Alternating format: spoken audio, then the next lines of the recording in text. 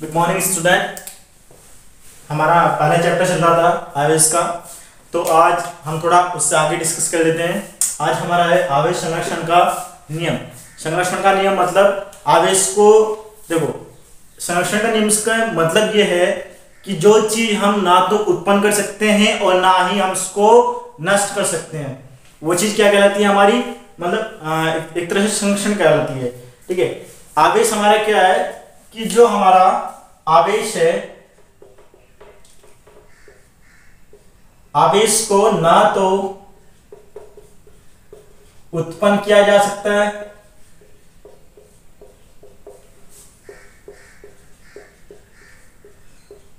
और ना ही नष्ट किया जा सकता है।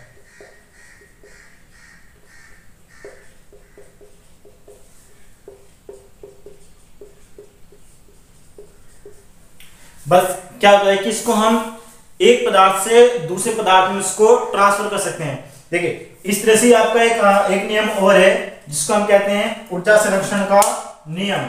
ऊर्जा संरक्षण का नियम भी क्या कहता है आपका,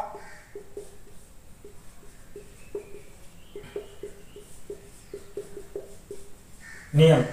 इसमें भी क्या होता है कि ऊर्जा को ना तो उत्पन्न किया जा सकता है और ना ही इसे नष्ट किया जा सकता है, मतलब खत्म किया जा सकता है। बस क्या होता है कि हम सिर्फ ऊर्जा को किसी एक पदार्थ से दूसरे पदार्थ में हम इसको ट्रांसफर कर सकते हैं, खत्म नहीं कर सकते या फिर हम इसको नष्ट नहीं कर सकते। उसी प्रकार क्या है आपका जो आवेश संरक्षण का नियम है, उसमें भी यह दिया गया कि आवेश को ना तो उत्पन्न किया जा सकता है और ना ही इसको नष्ट किया जा सकता है, किंतु इसको हम एक पदार्थ से दूसरे पदार्थ में हम इसको क्या कर सकते हैं, ट्रांसफर कर सकते हैं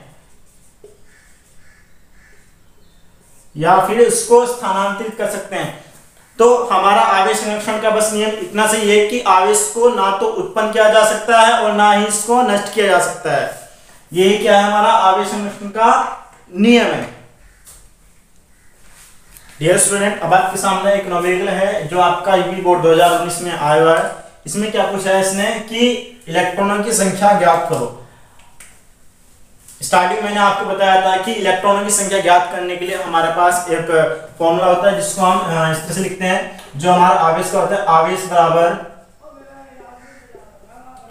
आवेश क्यू बराबर NE होता है। ठीक है, अब इसमें n होता है नंबर ऑफ इलेक्ट्रॉन, जब हम इलेक्ट्रॉनों की संख्या ज्ञात करना है। ठीक है, एक इलेक्ट्रॉन का आवेश मैंने आपको बताया था, एक इलेक्ट्रॉन का आवेश कितना होता है, लगभग 1.6 ×10⁻19 कूलम। ठीक है, और क्यू का आपको वैल्यू दी हुई है, क्यू की वैल्यू आपको दी हुई है 3.2 ×10⁻10 कूलम। ठीक है, अब क्या होता है कि जब हम इलेक्ट्रॉन की संख्या ज्ञात करेंगे तो हम यहां से क्या जो आपका n है वो इधर रह जाएगा, जो आपका E है उसके रेशो में चला जाएगा। तो कुछ इस प्रकार से जाएगा, तो n = Q/E हो जाएगा। तो जब आप इलेक्ट्रॉनों की संख्या ज्ञात करोगे तो जो Q की वैल्यू आपकी वो आप इसमें पुट कर दोगे, n = 3.2 ×10⁻10 और A की वैल्यू कितनी है, 1.6 ×10⁻19। अगर आप यहां से इस पॉइंट को रिमूव कर दे तो 16 दूनी 32 हो जाएगा, और जब ये पावर माइनस में तो ऊपर जाकर ये प्लस की हो जाएगी। n = 2 × 10⁻10 मल्टीप्लाई ये पावर ऊपर जाके नीचे माइनस की तो ऊपर जाके प्लस की हो जाएगी 19। और जब पावर आपकी सिमिलर होती है और बेस आपका समान होता है और जो आपकी पावर अलग अलग हो, कुछ इस प्रकार से a की पावर m गुणा a की पावर n इक्वल टू हो जाएगा a की पावर m प्लस n हो जाएगा। ठीक है, तो इसी प्रकार आपकी जो पावर है वो ऐड हो जाएगी इसमें।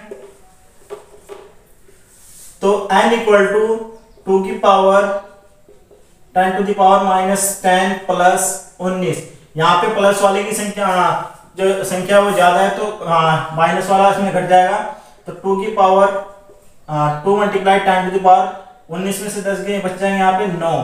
तो जो आपके किसी भी कंडक्टर में या किसी जो गोले में जो इलेक्ट्रॉन पूछे थे उसने उनकी इलेक्ट्रॉन की संख्या किसी गोले में कितनी है कि 2 × 10⁻9।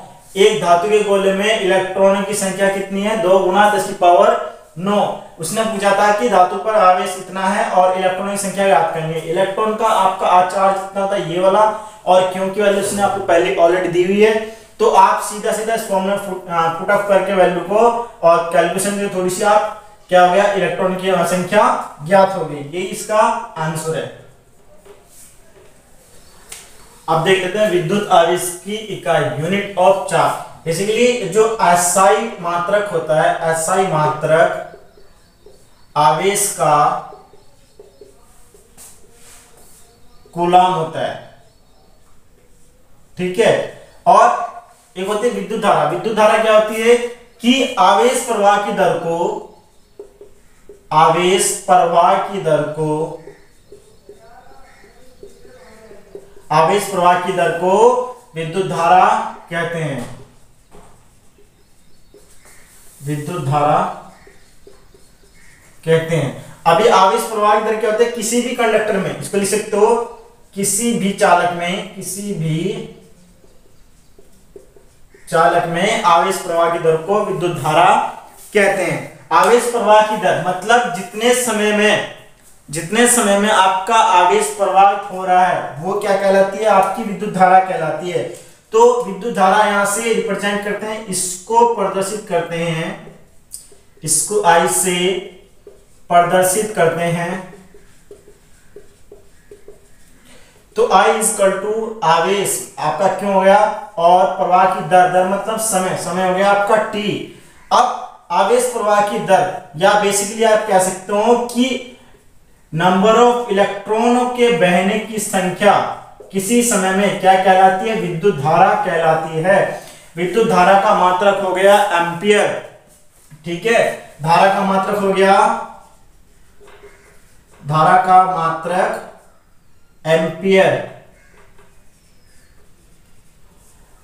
ठीक है। और यदि यहां से हम आवेश का मात्रक निकाले, आवेश का मात्रक निकाले, तो यहां से आ जाएगा आपका Q इक्वल टू T गुणा I।